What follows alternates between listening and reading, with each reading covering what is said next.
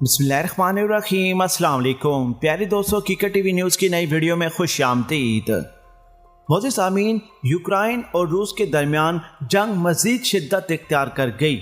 Ukraine ने रूस के 100 फौजी हलाक कर दिए हैं और दूसरी तरफ रूस ने यह दावा किया है कि यूक्रेन के तकरीबन 350 फौजी तनसीबात हमने एक ही दिन में उड़ा कर रख दिए हैं। ताज़ा तरीन अपडेट से आपको मुकम्मल तौर पर आगाह करेंगे और ट्विटर ने आज मजीद कौन सी धमकी दी है जिससे अमेरिका में भी भगदड़ मच गई। वीडियो की तफसील में जाने से पहले वीडियो को लाइक करें, चैनल को सब्सक्राइब करें और इस वीडियो को सोशल मीडिया अकाउंट्स पर ज़्यादा से ज़्यादा शेयर करें। नीचे कमेंट्स बॉक्स में पाकिस्तान आर्मी, बल्कि टॉप एजेंसी ISI और गुमनामी रूस के नाम का सलाम कमेंट जरूर करें।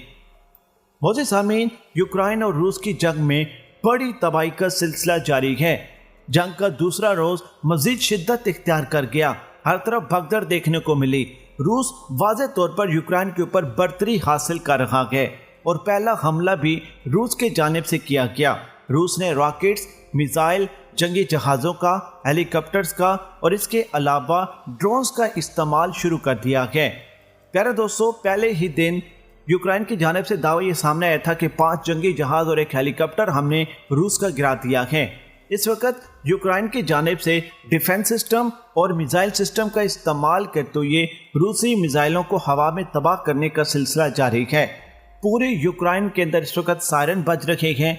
लोगों को नकल मकानी करने के लिए फौरी तौर पर कहा गया है। लोगों ने इलाके खाली करना शुरू कर दिए हैं। रूस का अब तक का जितना भी मामला सामने आए हैं, जितने भी हमले सामने आए हैं, रूस ने ज़्यादातर यूक्रेन की फौजी तनसीबात को निशाना बनाया है और नुकसान पहुंचाया है। फिर दोस्तों, तकरीबन अब तक 300 से ज़ायद यूक्रेन के फौजी जो हैं वो हलाक हो चुके हैं। मोअज़्ज़िज़ सामीन, आज ट्विटर ने एक बहुत बड़ी धमकी दी है। ट्विटर ने कहा है कि यूक्रेन के साथ जो खड़े होने के दावे करते थे अब वो कहाँ हैं। अगर वो मैदान में उतरेंगे, अगर वो यूक्रेन को फौजी मदद प्रोवाइड करेंगे तो फिर हम एटमी हमला भी कर सकते हैं। नाज़रीन ग्रामी, असल में ट्विटर की जानिब से ये धमकी दी गई है बाइडन को और अमेरिका को, क्योंकि यूक्रेन और जो ही रूस की जंग का आगाज़ हुआ तो फौरी तौर पर यूक्रेन ने अमेरिका और इसराइल के साथ रब्ता किया था। यूक्रेन ने अपने तमाम दोस्त ममालिक से रब्ता किया था कि हमें टेक्नोलॉजी प्रोवाइड करें, हमें जंगी साजो सामान दें, हमें ज़मीनी फोर्सेस दें ताकि हम रूस का मुकाबला कर सकें। प्यारे दोस्तों, यूक्रेन के सदर ने यह कहा कि हम जंग नहीं चाहते, लेकिन अगर हमारे मुल्क की सालमियत को निशाना बनाने के लिए कोई कोशिश की गई तो हम डट कर मुकाबला करेंगे। मोअज़्ज़िज़ सामीन, आज पुतिन की जो धमकी थी असल में ये मैसेज था अमेरिका के लिए। अमेरिका को ये मैसेज था कि यूक्रेन की मदद के लिए मत आना। अब अमेरिका ये ऑलरेडी स्टेटमेंट दे चुका है कि इस वक्त रूस यूक्रेन के ऊपर हमला इस वक्त इस वजह से कर चुका है क्योंकि अभी तक नीटो की फोर्सेस वहाँ पर मौजूद नहीं, अमेरिकी फोर्सेस वहाँ पर नहीं आई, तो रूस ने ये वक्त इसलिए चुना है कि हम हमला करें और वहाँ पर मुकम्मल तौर पर कब्जा कर दें। अब अमेरिका का ये दावा है कि रूस पूरे यूक्रेन के ऊपर कब्जा करना चाहता है। रूस की जानिब से पहले यह कहा जाता रहा कि हम हमला नहीं करना चाहते, हम किसी किस्म के हमले का इरादा नहीं रखते, और उसके बाद अचानक रूस ने एक बड़ा हमला कर दिया है। चूँकि इस वक्त इमरान खान पाकिस्तानी प्राइम मिनिस्टर रूस के अंदर मौजूद हैं और उनका 2 रोज़ा दौरा जो है वो इख्तिताम के आखिरी मराइल में दाखिल हो चुका है।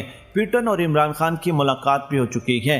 नाज़रीन ग्रामी, एक तरफ इमरान खान का दौरा और दूसरी तरफ यूक्रेन और रूस के दरमियान जंग, ये एक नया माहौल पैदा हो चुका है। अब पुतिन की धमकी के बाद क्या अमेरिका इस वक्त यूक्रेन की मदद करेगा? क्योंकि यूक्रेन के राब्ते के बाद अमेरिका ने मौक़िफ़ इख्तियार किया था कि अगले 48 घंटों में 24 घंटों में हमारी फोर्सेस आपकी मदद के लिए पहुंच जाएंगी।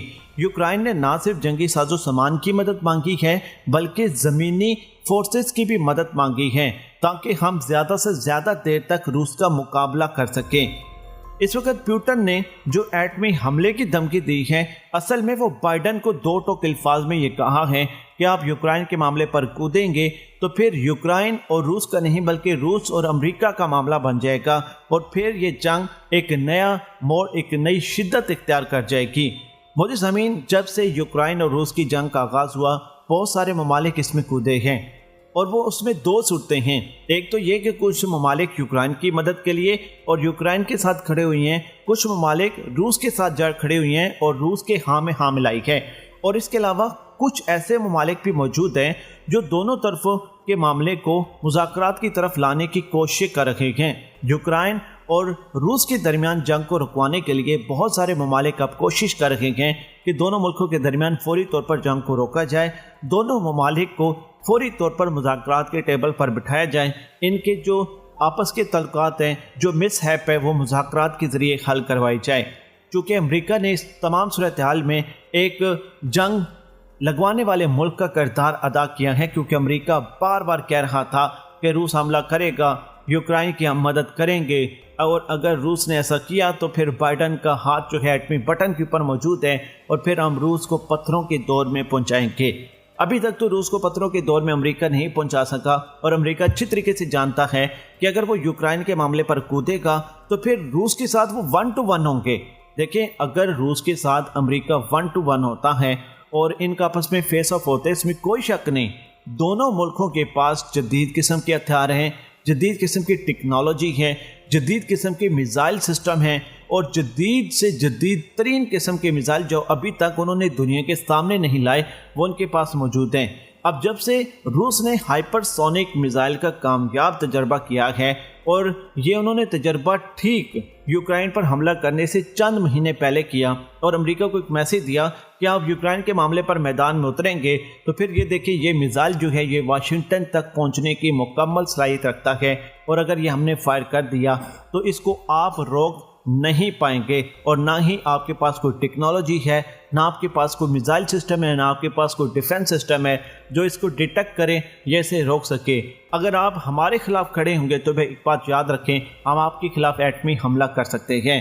ناظرین گرامی، ہائپر سونک میزائل کا کامیاب تجربہ صرف روس نے نہیں بلکہ روس سے پہلے چائنا نے بھی کیا تھا، اور یہ خصوصی طور پر دونوں ملکوں نے یہ تجربہ واشنگٹن کے لیے کیا ہے، کیونکہ واشنگٹن دوسرے ملکوں کا استعمال کر کے وہاں پر فوجی اڈے بنا کر، بیسز بنا کر دوسرے ملکوں کے اندر بیٹھ کر اپنی جنگیں لڑتا رہا ہے۔ تو اب میسیج دینے کا وقت تھا امریکہ کو کہ اب وقت آ پہنچا ہے کہ آپ کے ملک پر بھی جنگ مسلط کی جائے، آپ کے ملک تک بھی ٹیکنالوجی کی رسائی پہنچی جائے، تاکہ آپ کو بھی اندازہ ہو کہ جب جنگ آپ کے ملکوں میں ہوتی ہے تو آپ کی کتنے حد تک تباہی ہوتی ہے۔ اور آپ نے ہمیشہ اسی چیز کا فائدہ اٹھایا ہے کہ آپ اتحادی ممالک بناتے گئے، وہاں پر آپ فوجی اڈے بناتے گئے، بیسز بناتے گئے، نیٹو کی فورسز بھیج کر وہاں پر اپنے معاملات کو پائے تکمیل تک پہنچاتے رہے۔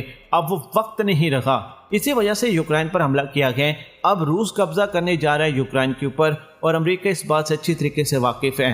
یوکرائن کا رابطہ ہوا ہے امریکہ سے۔ اب دیکھنا یہ ہوگا کہ اگلے 48 گھنٹوں میں امریکی فورسز یوکرائن کی مدد کے لیے پہنچتی ہیں یا نہیں، اور اگر پہنچے گی تو روس کا کیا رد عمل ہوگا۔ اس کے لیے ہمیں جنگ کے تیسرے روز کا مکمل طور پر انتظار کرنا ہوگا۔ ہماری دعا ہے کہ دونوں ممالک کے درمیان جنگ ختم اور مذاکرات کے ذریعے معاملات حل ہوں۔ اس ویڈیو کے بارے میں آپ کی کیا رائے ہے، مجھے کمنٹس باکس میں ضرور بتائیے۔